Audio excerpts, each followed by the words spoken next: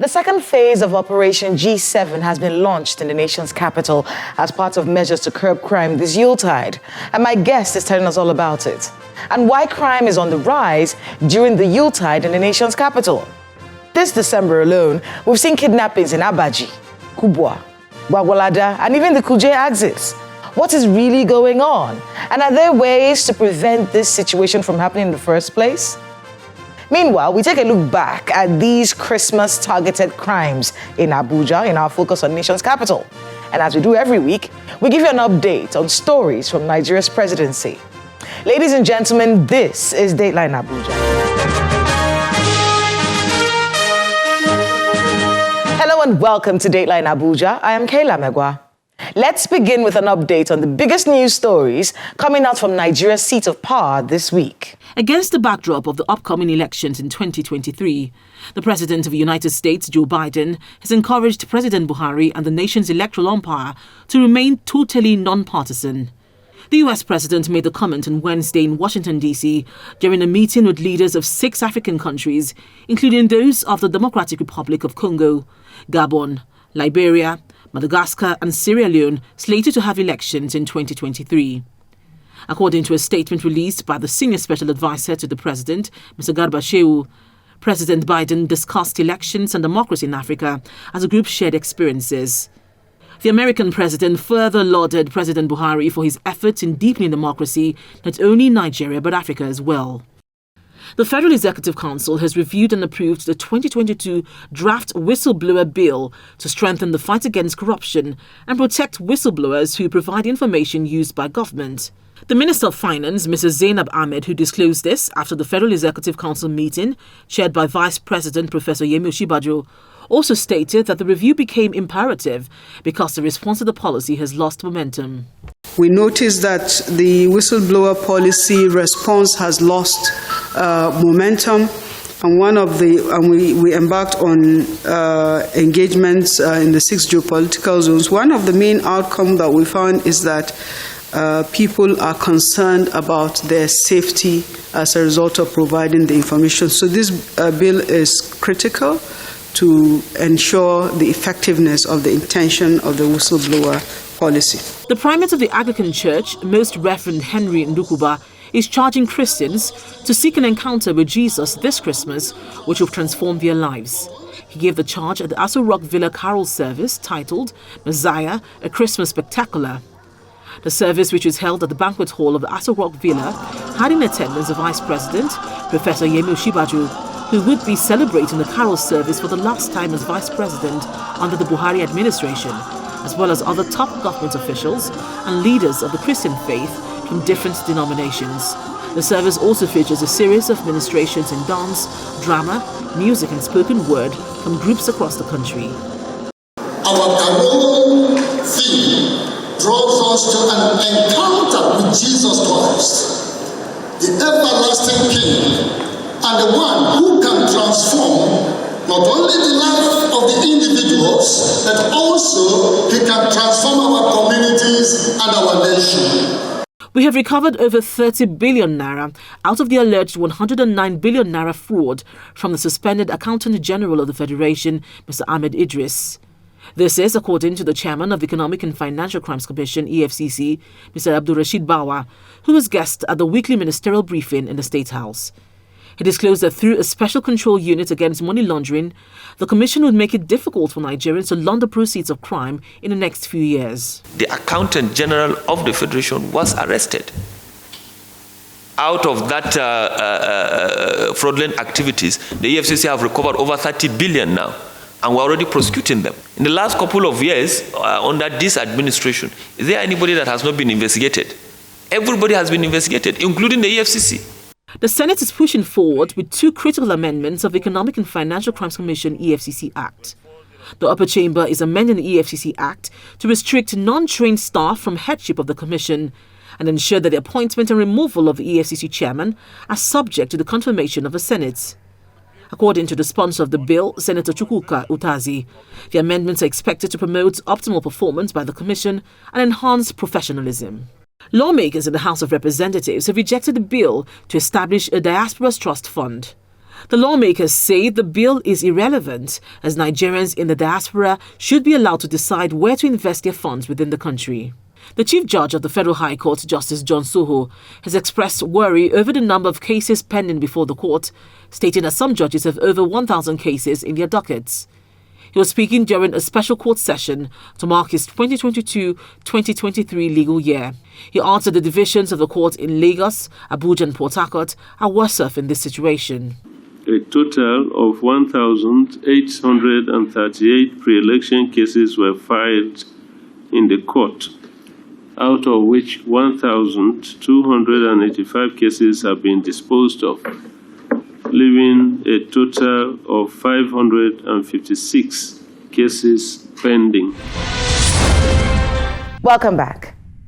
This week, we're focusing on insecurity in Abuja during the Yuletide, especially in Abuja's suburbs. This is something that happens every year, especially kidnappings for ransom. The police are tight-lipped on the subject of rescuing victims, but many times we hear that ransoms are paid for these kidnapped victims. We go back to December of 2019 and take a look at the Ketty kidnappings. We look again at the University of Abuja kidnappings in December of 2021.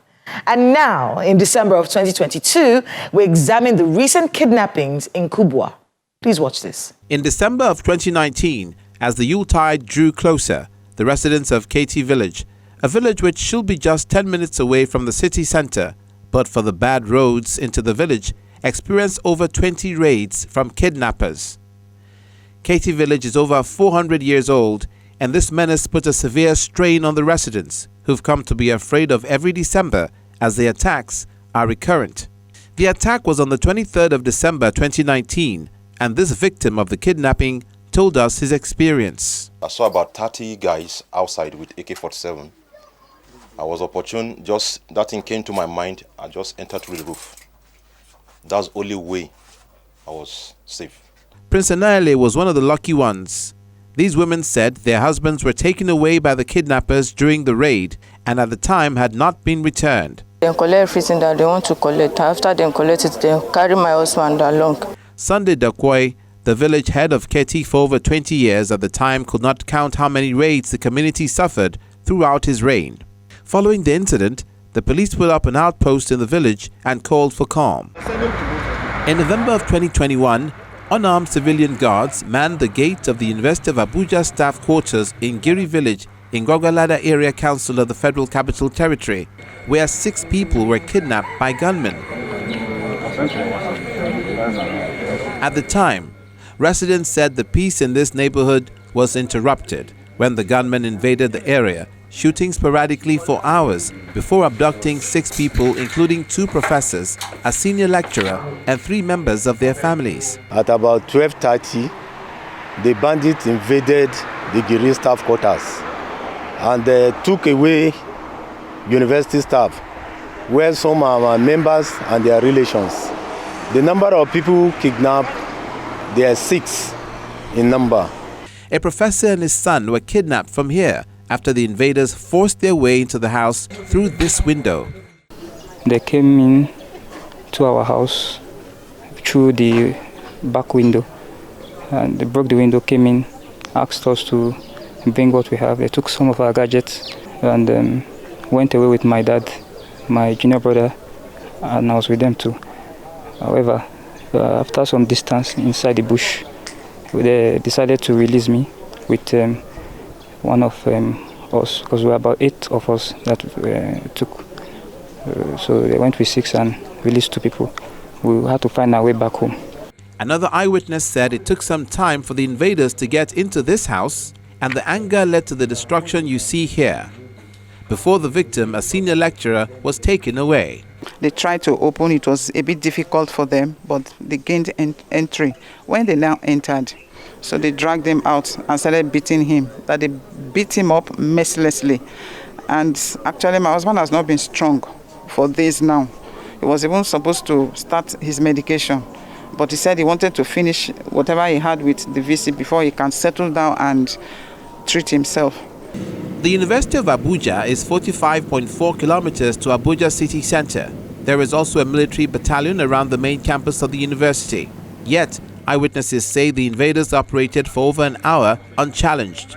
Both the FCT Commissioner of Police and the management of the University of Abuja were optimistic that the victims will be rescued. When we received the distress call of sporadic shooting in the university quarters here, Giri, so we mobilized, we sent reinforcement, we called our sister agency, 176 Battalion, who also came to our aids, together with the internal security of the university.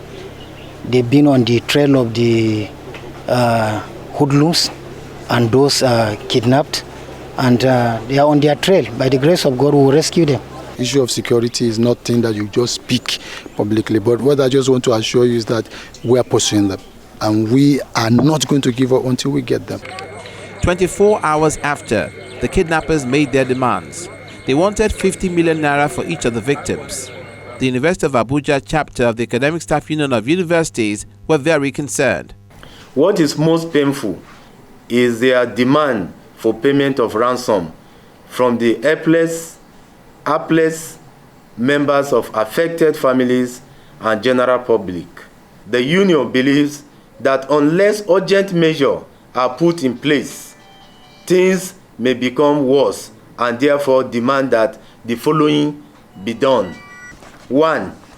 Immediate rescue and release of all our kidnapped members, children and other staff. 3 days after the abduction, the police confirmed the rescue of the victims by a joint team of operatives from various security agencies. All of us saw ourselves as stakeholders, and we came together, worked tirelessly, and synergized too with others, and we got this result. I can't just express the level of joy I have in my mind now. It's a great one. This is Kubwa 2 Extension Estate. Just a few days ago, residents here suffered an attack that claimed one life, injured another, and 4 persons were abducted. Though the residents are going about their normal business, they are not oblivious to the security breach that happened in the area. A group had captured people and kept them in a particular place. So another group was outside, just waylaying people. Once they get hold of those people, they will transfer them to where they were keeping them. So this shop, there was a girl, only her she was just making video call, and I mean she didn't know what was happening. So they came in, grabbed her, emptied the where she keeps her money, and then proceeded to one other house, made her to sort of open. They wanted to open the gate with her, and it was just that house they actually did that thing. So they made her just to say, okay, I'm the one, please open the gate. The estate is surrounded by these hills, which may have given cover to the attackers. And inside the estate, some residents are still living in fear. We need government to take seriously about the security issue in this area. Honestly, we have a problem of security here. There's a lot of people that we not trust them here, behind here. Even we within our truck here, we are complaining about that. You know, they will reduce, they will come and roam the diesel. Iron, if you lose your, property, what I call it, item from your truck, before you know, they don't pack away. Bola, and so on and so forth. They are disturbing us seriously here. While confirming the incident, the FCT police describes the incident as a robbery attack, vowing to commence an investigation into the incident. The statement, which was signed by the police public relations officer, Mrs. Josephine Ade, states that the police is beefing up security in the area to forestall further security breaches. However, during Channels Television's visit to the area, there was no visible presence of security operatives. The residents urged the police to deploy more officers to their estate. The nation's capital is supposed to be the most secure territory in Abuja because of the very critical infrastructure located here as the seat of Nigeria's presidency. These cases of kidnappings are ruining that reputation despite various interventions by the FCT authorities to sanitize the city from criminal elements. Residents are hopeful that the Yuletide of 2022 will not be tainted with the kidnappings which the government promised them will be a thing of the past. My guest on the program is the Deputy Commissioner of Police in charge of operations at the FCT Police Command, Mr. Nuruddin Sabo. He helps us unbundle a few of these issues and updates us on these recent kidnap incidents, the launch of the second phase of Operation G7, and what residents of the FCT should be doing differently. Please watch this.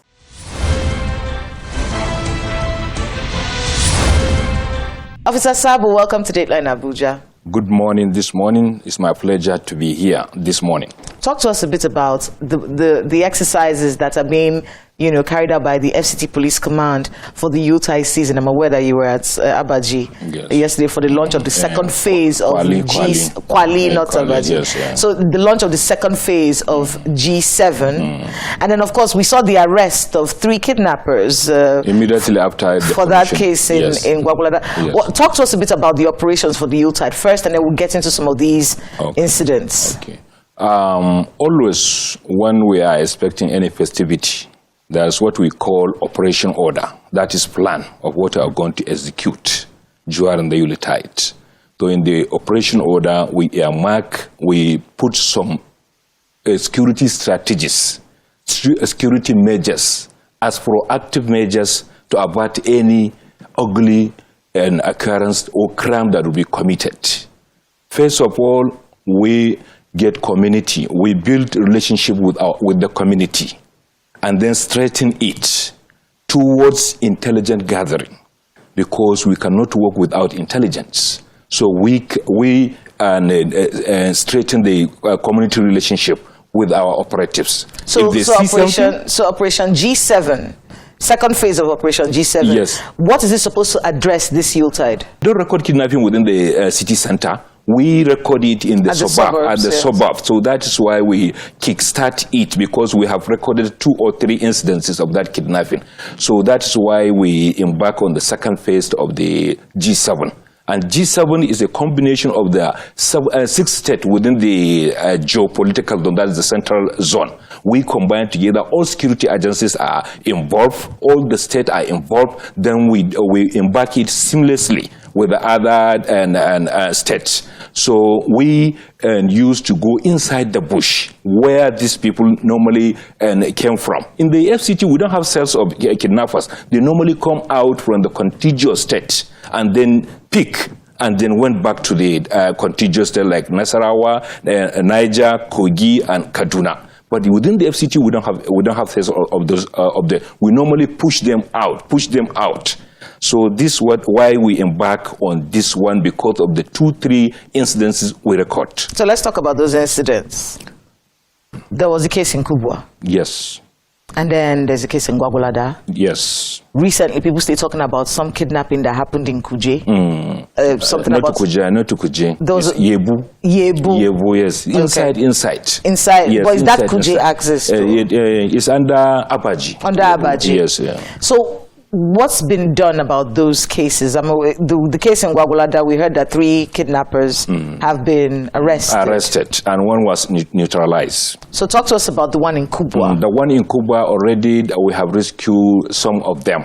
Very few remain that. And the airport is on. It's a hilly area. And they pick them, they climb the hills. How many people did they kidnap in Kubwa? In Kubwa, about 5 people were kidnapped. How many have you? Now 3 has been rescued already. It's very scary, the idea that kidnappers and, thieves and robbers can attack estates in the FCT. That estate is unique, I can say, because that estate is very close to the hilly area. I don't know what the development control even give them permission to erect an estate in very close to a hilly place, hilly area like that place in Kubwa.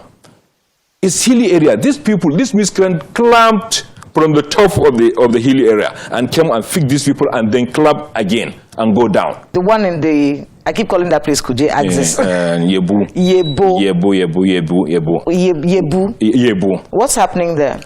And the operation that started yesterday, the troops, the men have already now moving toward that direction for the rescue of those being kidnapped. Do you have a figure of how many people were kidnapped there? Those people that came from market, from wedding, They stop the bus and then carry them and enter the bush. The reports we're seeing is 16 people. It's about that number.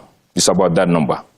We recover the motorcycle, the victims left, and the bus they accosted and evacuated the people. We recover them to the nearest station we are having there. But now, aggressively, our people are there to see that they rescue those victims and hurt. In any of the operations of the FCT Police Command, are there plans to prevent these things from happening? Already we have deployed our men. There's visibility of police there. There is rigorous patrol, motorized patrol, foot patrol.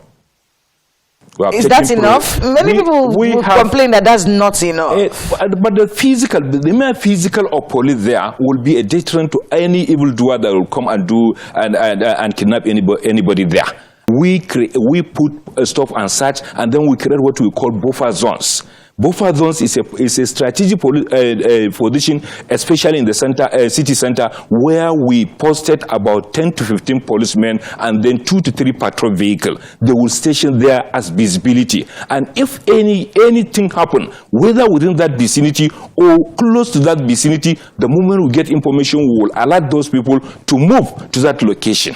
Always in December and the New Year, there is expectation of high crime being becoming higher, because some people want to get money anyhow to go and celebrate in their villages.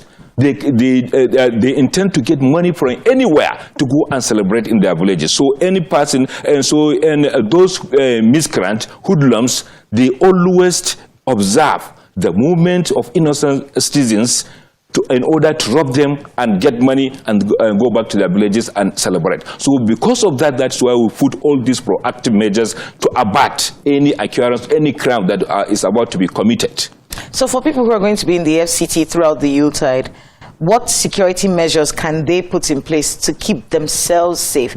I know that one of the things that we've been trying to explain to people is that you're going to see a lot of police presence. Yes. So understand it's not because they hate you, it's because they're trying to do stop and search. There's a lot of that going on. They have to bear us with that. Just to bear with the that police stop and search. But apart from that, what other security measures can citizens have for themselves this December and January? They have to be security conscious of themselves. If they are leaving their houses, they should make sure they lock all their entry and exit and point of their houses, and they should illuminate the rear and front of their various houses, because lightening the place will be a deterrent to any evildoer to go there and break and enter. And they should lock off all their entry and exit point of their houses. And if they have a private guard, they should want those private guards to be off and doing, to be alive to their responsibilities. And they should be conscious. If they see something, they should say something. Not until something happens. The moment they observe any suspicious movement or gathering, let them raise alarm. We have emergency number, and the easiest emergency number is 112. If they call that number, that 112 will link up with our control room, and our control room will know the location and will know a patrol vehicle or a deployment of our police within that vicinity to respond immediately to that location. Well, thank you very much. You are welcome. For being with us on Dateline Abuja, and good luck with the work that you have ahead of you. It is my pleasure. Thank you very much. I appreciate it. Thanks to my guest and to everyone who spoke to us today on the program. While the security forces do what they can to ensure our safety, we must play our part. So again, if you see something, say something. Find out the contact details for the divisional police officer in the area command where you reside and keep it on your phone. Please stay safe, verify information before spreading it, and remain calm. That's Dateline Abuja this week. Please let us know the happenings in your neighborhood using the social media handles showing right now on your screen. Thank you so much for watching. I'm Kayla Magua. See you next time.